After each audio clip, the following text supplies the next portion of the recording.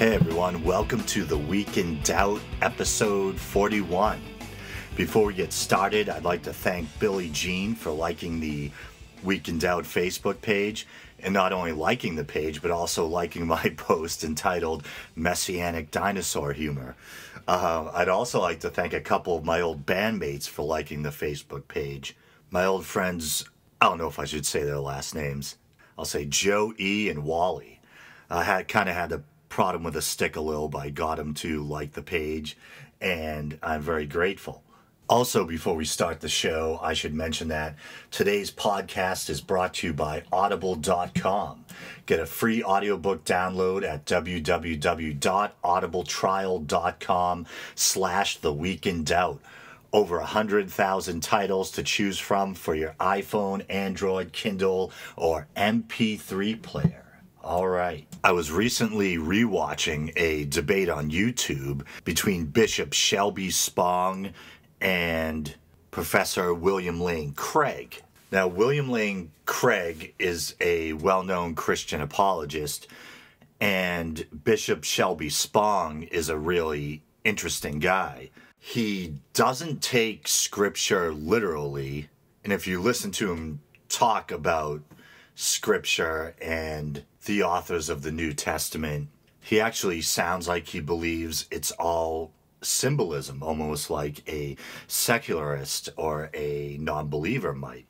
And yet he still believes in the resurrection, but in a strange sense. He doesn't believe in the physical resurrection. He believes in a kind of spiritual resurrection, that there was some kind of resurrection, but it's hard for us to put into words with our limited human language. And he believes that the supernatural events that you find in the New Testament are basically symbolism and allegory. Very strange, but I could talk for an hour about that. I don't want to get off on that tangent. But I missed it the first time I watched the debate, and he said something interesting. He was talking about how he had a friendship with the late Carl Sagan, and he described Carl Sagan as being a kind of funny sort of atheist. And I love the phrase. He described Carl Sagan as a God-intoxicated atheist. And a light bulb kind of went off over my head when he said that. And I think maybe that's what I am in a sense. Maybe that's a good way to explain that kind of seeming contradiction. If you're a long-time listener, or even if you've just listened to a few episodes, then you probably know I have those, what seem like possibly warring parts of my personality. On the one hand, I'm kind of this rational materialist, a Darwinist who believes in discovering the truth through scientific inquiry. And on the other side, I have this side that that has a love of poetry and all things romantic and quote-unquote mystical or spiritual. And Bishop Spong was kind of talking about how Carl Sagan used to, even though he was an atheist, used to like to talk about God a lot. And I think he was probably referring to that kind of poetic way that scientists sometimes refer to knowing the mind, quote-unquote mind of God, things of that nature. And I don't mean to sound grandiose by lumping myself together with Carl Sagan. I'm a guy doing a podcast from home, and he was one of the greatest scientific minds of the 20th century. But I think we do have that thing in common where we might be rational atheists, but at the same time, people that like to almost get drunk on poetic language and symbolism. So I thought that was an interesting phrase, a God-intoxicated atheist. All right. But anyway, I've been ignoring the news lately, and so I want to make the rest of this show all about news stories. So first up, all of us are probably now all too familiar with that horrible news story that broke this past Friday, I believe, regarding the massacre that took place at an elementary school in Newtown, Connecticut. Horrible. 20 children, I think the oldest 6 or 7, killed, and a number of adults as well. I mean, it's one of those stories that's so horrible, I And it took place so recently that I wasn't even sure I want to touch on it at all out of respect for the victims. But I just wanted to quickly mention a news story concerning Mike Huckabee and his thoughts and comments on the shooting.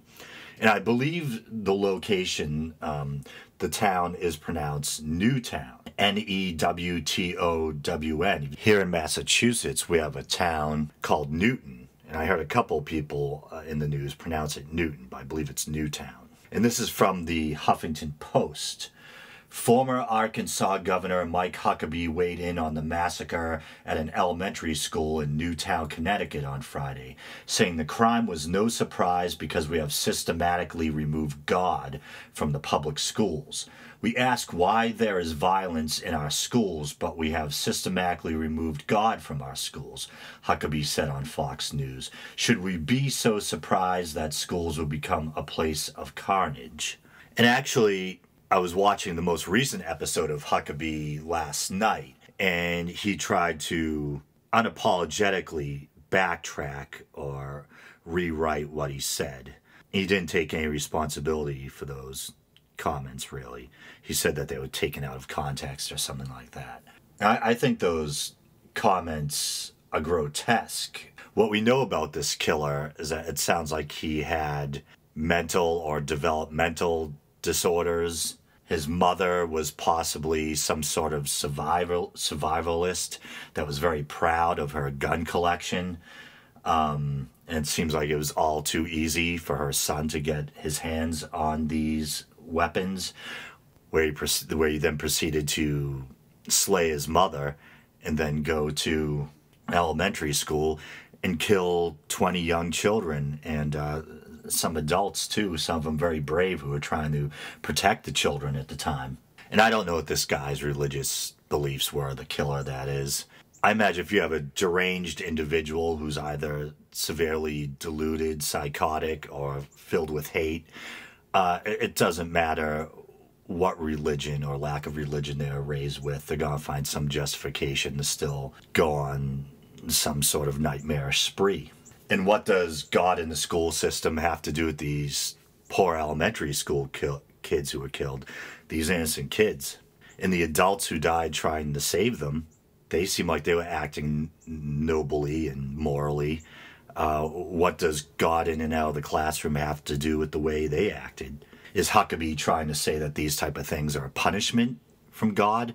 Since we ejected God from the classroom, at least according to him, I think in a lot of places, God probably is still all too present in the classroom, figuratively speaking.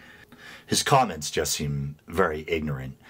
And as likable, ostensibly, as Huckabee seems, so one thing I've never really liked about him is I think that I was able to see through him right away. He tries to come off as this kind of lovable, folksy, backwoodsy type of guy, and wouldn't hurt a fly, but underneath it, he's filled with the same neocon poison and crap you hear from people with far less agreeable temperaments, right-wing pundits and people like that. But I don't want to make this a political issue. I just was offended by his remarks on the heels of this slaughter. Why do you even have to bring religion into it? Is this a matter of the decay of Western civilization, or is it a matter of that we're always going to have some crazy people, some cruel people who lack empathy and compassion, no matter what the morals or mores at large of society are? I don't have a strong stance on the whole gun issue. I do believe that to some degree we need to respect the Second Amendment. People should be free to protect their homes or hunt, hopefully, if they have respect for the animals they're killing and they're actually utilizing the meat to feed their families and not just trying to get their rocks off by killing an innocent animal. But I don't think we need military-grade weapons in our homes or anything like that. So I think this is more about a case of access to firearms and one lone deranged kid. And there'll probably always be deranged people that lack empathy, no matter how quote-unquote godly or ungodly society at large is.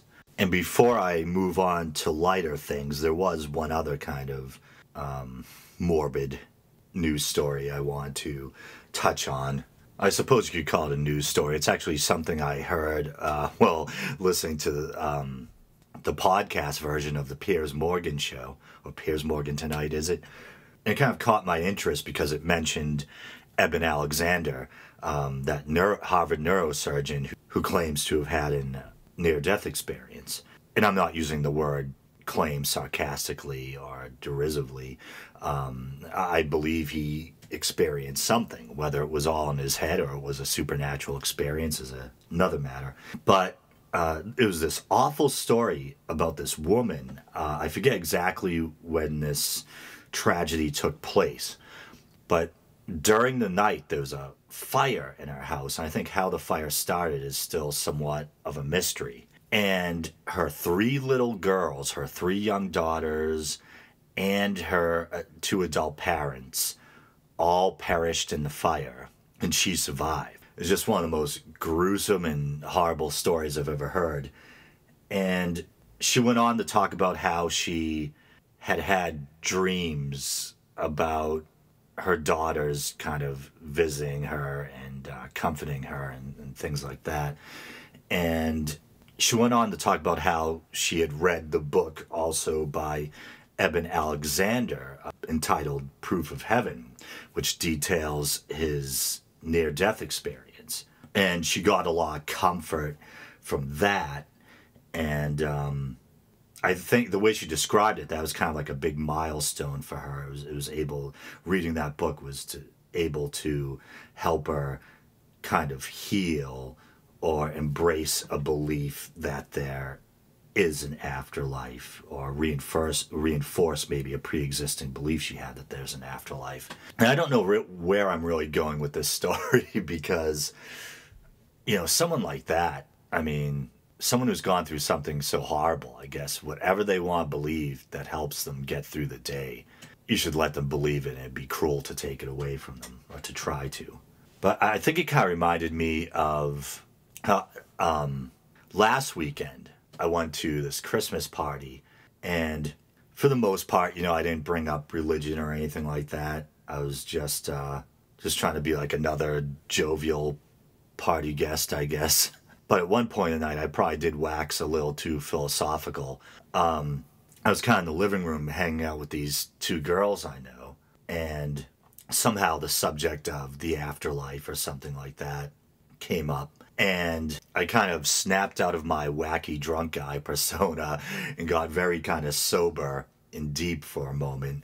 And I went into my usual spiel that if you're a regular listener, you've probably heard here, about how I believe that consciousness is an emergent property of the brain, that we know different components of the brain, different areas of the brain are responsible for different aspects of cognition, memory, emotion, impulse control, and by damaging a certain part of the brain, you can also, in a manner of speaking, damage the personality. You can affect memory, facial recognition, impulse control, emotion, temperament, things like that. And if you get a degenerative illness like Alzheimer's, not only does the brain itself decay in a manner of speaking, but so does the personality. So I went down that road, and I was saying how, even though that might not necessarily be what someone like me wants to believe, although believing that doesn't bother me anymore, I've kind of grown accustomed to the idea, but seems to be where logic and reason lead us, and medical science leads us, that despite what even some medical doctors might say, it seems to the best of my rational abilities, as far as we can tell, consciousness does indeed seem to be an emergent property of the brain. It's inextricably linked to the brain, in that when the brain goes, consciousness probably goes too, unless you can come up with some imaginative concept of how maybe, even though consciousness needs the brain to express itself, maybe in some way the brain is just a vessel for it and it's able to exist outside the brain. Who knows? It seems kind of unlikely and requires some imaginative speculation to me, but I suppose it's a possibility. So anyway, I was going off in that direction, and I could see at least one of the girls looking kind of distant and sad, and it had dawned on me kind of after the fact that how I was maybe being kind of stupid and cruel, and that I knew that both of these girls had lost someone far too young, someone who had passed at a relatively early age, who was important to them. And so I think both that episode and the episode concerning that woman on Piers Morgan who found comfort in Eben Alexander's book, it kind of brought to mind for me the question, when as a non-believer should we draw a line or rein ourselves in from espousing our beliefs. I mean, I believe in being civil, and I don't think that I think it's kind of in bad taste to be confrontational or to start arguments over religion with people. Although, as I said before, depending on the forum, if it's a debate at a university or something like that, I think the gloves should come off, and for the sake of knowledge and discovery, we should have at it and see whose ideas are the strongest, the believers or the non-believers, and see if we can't take a little step closer to the truth. But in our everyday lives, I don't think we should go around starting arguments about religion or setting out to burst people's bubbles or rob them of their beliefs. So I do feel kind of guilty about that. I think I probably could have reined myself in at that party, and there's these two people that probably on some level really want to believe that their loved ones continue to exist in some fashion. And I went on about how consciousness probably dies when the brain dies, and that's it, all gone. So maybe just food for thought, about maybe I'm not one to tell anyone how to conduct themselves in their personal lives, but maybe just food for thought about how you might want to conduct yourself in certain situations. I mean, if someone's confrontational at you at a party and says you're stupid for being an atheist or that your ideas don't make sense, there must be a God, I'd say, take off the gloves verbally, not physically, and use the full powers of your reason to explain why you believe your ideas are right and their beliefs are irrational and stem from wishful thinking or something like that. But if you find someone that's in the kind of vulnerable state and they're not being confrontational, you might want to watch how far you go with your talk about ideas, how there's probably not a God or an afterlife. But we're all free beings, so at the end of the day, how far you want to go in a situation like that is up to you and your conscience. Okay, but on a lighter note, next up, this story is probably a couple weeks old now, but it might have been on the heels of when Paul Ryan had been asked if he knew about the age of the Earth, and I think it was someone trying to suss out if he had a scientific view on how old the Earth was, or if he was a creationist, or if he was going to pander to his far right-wing base or something like that. And he kind of dodged and weaved, and he wouldn't give a clear answer about how old the Earth was, and probably because he didn't want to offend his base. And then he did come forth a while later and said, yeah, I know the Earth is 4.5 billion years old or something like that, because he was getting kind of wailed on in the press for his comments. Then Pat Robertson came out and actually kind of dispelled creationism. Pat Robertson. So it's very interesting, and I'll actually play that clip right now. Look, I know people are probably trying to lynch me when I say this, but Bishop Usher, God bless him, wasn't inspired by the Lord when he said it all took 6,000 years. It just didn't.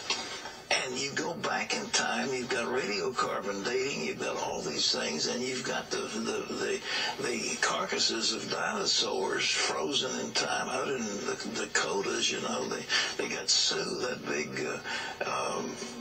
what was it? The fierce one. I'm sorry. Is it a Tyrannosaurus? Yeah, it's a Tyrannosaurus, the Rex, and I don't know if this one had a female name like Susie or something, but anyhow, they're out there. And so there was a time that these giant reptiles were on the earth, and it was before the time of the Bible. So don't try to cover it up and make like everything was 6,000 years. But that's not the Bible. That's Bishop Usher. And so if you fight revealed science, you're going to lose your children. And I believe in telling them the way it was.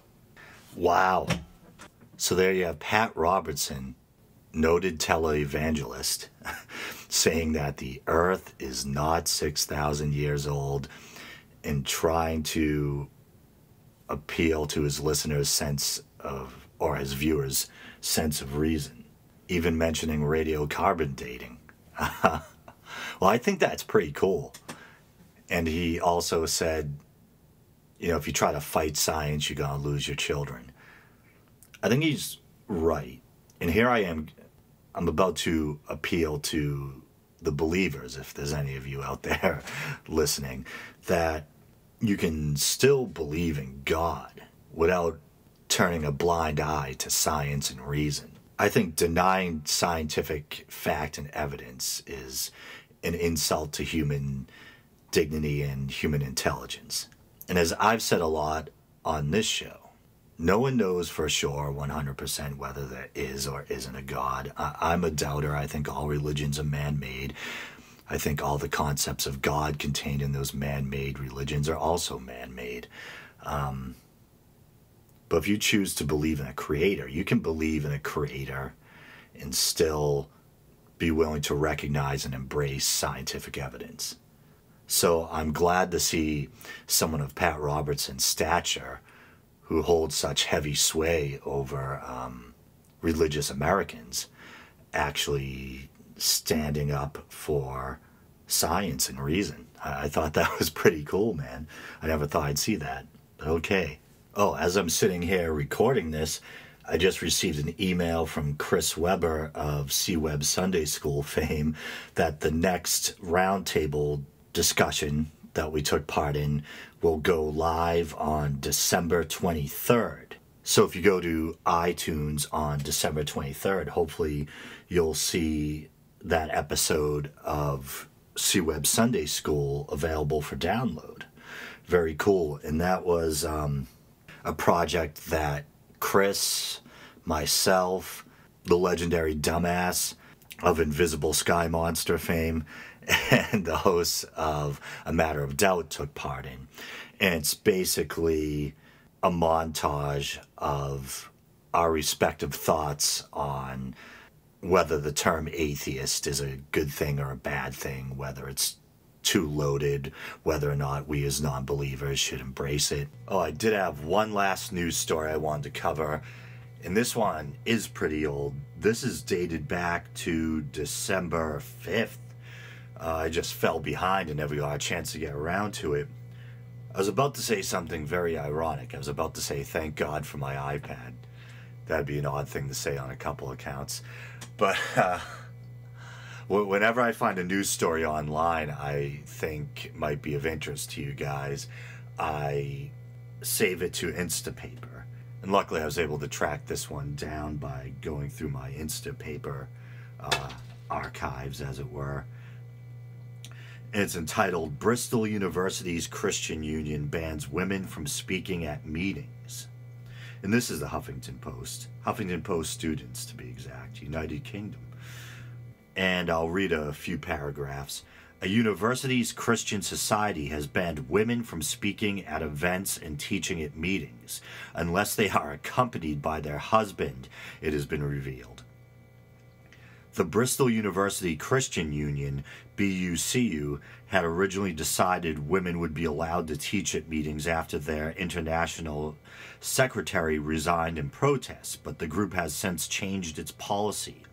The Huffington Post UK has seen the email sent out by President Matt Oliver to all BUCU members, which said, "It is okay for women to teach in any CU setting. However, we understand that this is a difficult issue for some, and so decided that women would not teach on their own at our weekly CU meetings as the main speaker on our Bristol CU Weekend Away, or as our main speaker for mission weeks. But a husband and wife can teach together in these." If I jump down a little bit, Caitlin Greenwald, Vice President of Bristol University's Atheist, Agnostic, and Secular Society, I'm surprised they have one, said the decision violated the student union's policy. "As a secular society, we think gender equality is a fundamental human right. Most people would agree that women have an equal right with men to speak at universities regardless of their marital status. This is the kind of thing the union's equality policy is meant to guard against, and the CU's status as a faith society does not exempt them." I remember when I first read that story, almost nothing surprises me anymore, but my jaw kind of dropped. Here we are in the year 2012, on the cusp of 2013, and we're still having arguments about whether or not women need male escorts in public. At learned universities. It's kind of misogyny and caveman thinking at its finest. I don't know how much to add. I mean, if you're listening to this podcast, you probably reacted the same way I did, and I'm sure the problem with the situation is glaringly obvious to you as it is to me. That we should be at a point as a species, as a society, where we recognize the equality of the sexes. Sure, there might be obviously some physiological differences between the male and female of the species. There might be some biochemical or hormonal differences, but women can be just as smart, if not more, than any man, and they deserve the same full autonomy a man deserves. And the idea that a woman can't lecture at an established university or at one of that university's functions without being escorted by her husband is unbelievable. And as I said, I don't think there's much more I have to add. I think the story speaks for itself. But I just want to throw that in there. And it's definitely food for thought. And I think I delivered on my promise that this episode would be largely focused on news stories. I think I managed to fit at least a few of them in. So that being said, once again, this has been The Week in Doubt. Thank you for listening. As always, you can like the Week in Doubt Facebook page. You can both rate and subscribe to the podcast on either Podbean or iTunes. And you can also look for The Week in Doubt on YouTube, where you'll find some video versions of some of the current and past episodes. Nothing fancy. It's basically just the audio from the iTunes version of the podcast with some basic visuals in it. All right. So once again, thank you very much. And until next time.